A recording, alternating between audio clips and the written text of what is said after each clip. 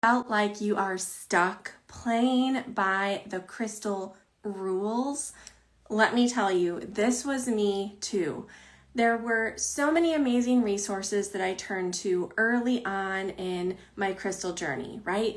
Lots of fantastic books, a couple YouTube videos because I've been at this for a while, and many other resources. But I found that in those earlier days, there were these seemingly strict and rigid rules when it came to working with your crystals. And I found that so frustrating and difficult because sometimes I would follow those crystal rules and find that they didn't really work for me, or that I didn't have the experience that other people seemed to have. Like what I was experiencing with my stones wasn't always the same as what I was reading or learning about. Have any of you ever had that experience? I know this happened to me quite a bit.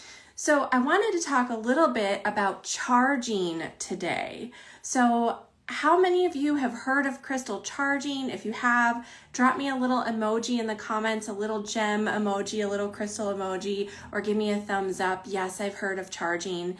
This is the idea that our crystals are sort of like batteries, and they can be depleted, that their energy can actually be depleted when we work with them. And when I first started out working with my crystals, I read this idea, sort of made sense to me. I went along with it. So when I had been working with my crystals pretty heavily, I would make sure that I charged them using one of these charging methods. And I found through experience that like every once in a while, I would skip over it or forget to do it, and I didn't really notice much difference. Not only that, I didn't actually really notice too much difference before and after working with my crystals. So it got me thinking, is this really necessary? Do we really deplete the energy of our crystals by working with them? And it got me thinking about other things, right? Like I have this little wooden crystal grid. Everything in the universe is made of energy, right? Including this bit of wood. It's all made up of some atoms and molecules. It is energy. We are energy. Our crystals are energy. It's all energy. So if I work with this, do I deplete its energy like a battery? Those are the questions I started to ask myself. And I thought, you know what? I just don't think that's true. And that really started to align with my experience of working with my crystals. I realized that I didn't think that working with a stone was actually draining its energy. In fact, the energy of the crystal remained relatively the same. But what I did notice is that crystals still needed to be cleansed, right?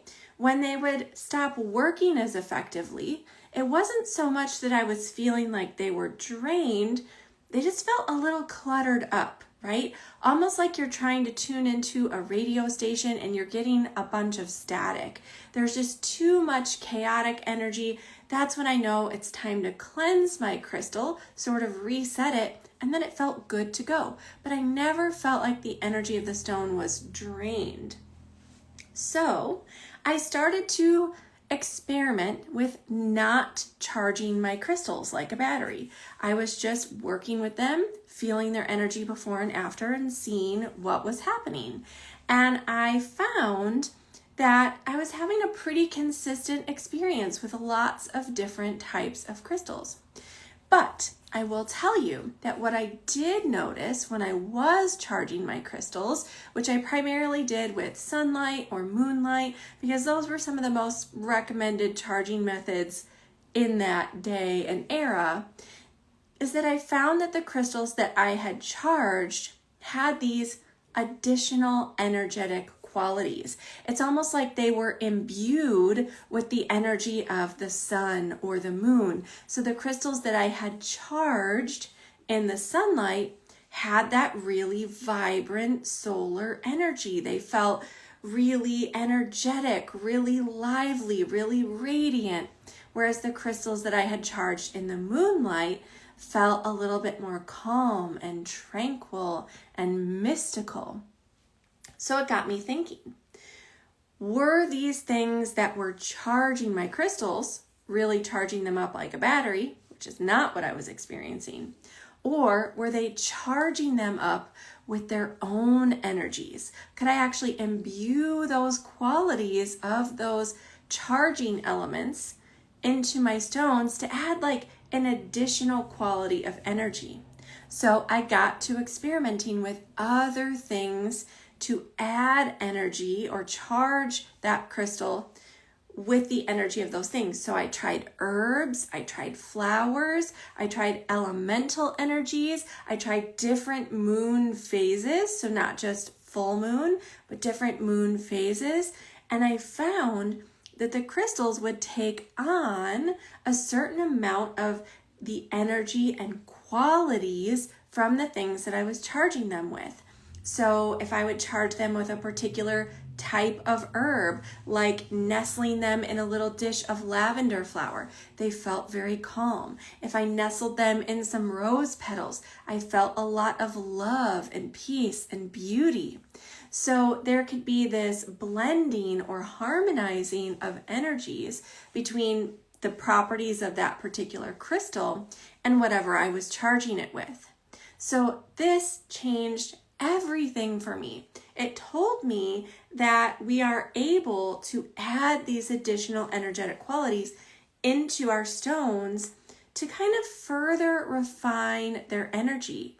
And when we pair this with specific intention, it works really, really well to enhance a particular quality of our crystal. So if I had, for example, my beautiful rose quartz sphere, then this could be enhanced with something like some rose petal for love, if I wanted to bring out that loving quality of the rose quartz. Or I could anoint it with some oil to charge it. I could use some rose oil or some rose geranium. But maybe I don't want to bring out the quality of love. Maybe I want to bring out the quality of peace. So I could actually charge this with the energy of the water element for tranquility. So I could pour some water over it. I could sit it on a symbol of the water element. There are so many ways that we can charge our crystals to add these additional qualities. And yes, I love this. Okay, there's a comment here that says, love that you're following your own heart and not locking yourself into rules. Exactly. So that's why I wanted to come on today to inspire everyone and say, we don't have to get stuck by these rules. There are great guidelines and bits of information out there that we can follow when it comes to working with our crystals, but we don't have to feel locked into them. We can explore, we can play, we can follow our own inner guidance. And thank you, Selena says, OMG, that's an amazing way to charge crystals. Exactly. So we're imbuing these extra qualities, not so much charging them up like a battery, right? So I would love to know, what has your experience been with charging crystals? Do you find that they feel a little drained? Do you think that they need to be charged up with like a battery? Do you think that there are some unique possibilities available to us by charging them up with other types of energies and creating these energetic blends that really are aligned with our intentions? Or if you have any other crystal questions that you'd like to ask me, please drop them in the comments. I am here to hang out and chat for a few minutes. I would love to answer your burning crystal questions. So if there's anything that's been on your mind when it comes to your crystals, especially if there are any rules that you have wondered about, any of those techniques or things that we tend to do with our crystals that you're wondering, do I really need to do this? Do I really need to follow these guidelines? Drop those questions in the comments. I would love to answer them for you. And if you are watching the recording of this later, please drop those comments in as well. I would be happy to answer those questions. I want to know, what is on your mind? What are some of the things that you feel like are a little strict or rigid that you've heard people talk about when it comes to working with crystal energy? I'll tell you one of the other ones that I've always struggled with is when people say things like, oh, you should never use this crystal with this crystal. Those two should never go together. How many of you have ever heard something like that? Like, oh, never put these two crystals together. Drop me an emoji if that's you. I know that this is something that people talk about all the time. They either say, don't put these two crystals together, or never wear a ruby if you are an Aquarius, or something like that, right? We've all heard these kinds of rules before. Well, where do these come from? Often they're just like one person's experience. Maybe there's an Aquarius who was wearing a ruby and found it was really incompatible with what they were going through in their life at that time. And they started talking about that, right? And said, oh, I really had a hard time with this. I feel like for me as an Aquarius, the ruby just didn't work. And then it's like a game of telephone, and other people hear that, and other people hear that, and other people hear that. And then somehow down the line, it turns into Aquarius should never wear ruby. Now, I do think there are some things to be said for this sometimes. Like some people might say, never ever work with an amethyst and a carnelian at the same time. So why might someone say this? Well, if we think it through, we can say something like amethyst in general has qualities that are related to intuition, calming, dream work, meditation, spirituality. Carnelian has qualities related to motivation, creativity, passion, excitement. So if someone was working with an amethyst for tranquility, maybe to help them create a restful environment so they could try and get a better night's sleep, and they were also working with carnelian for some energizing during the day, well, those are two crystals that wouldn't really be compatible, but it has more to do with our intention than it does with those two specific crystals, because we know that those crystals have other inherent qualities that could be really compatible. For example, if we were looking at working with the amethyst for intuition, and we brought that passionate energy, that motivating energy of carnelian into the picture to help us lean into our intuition, to step into that intuitive realm with more boldness, with more trust, then that could be an ideal pairing.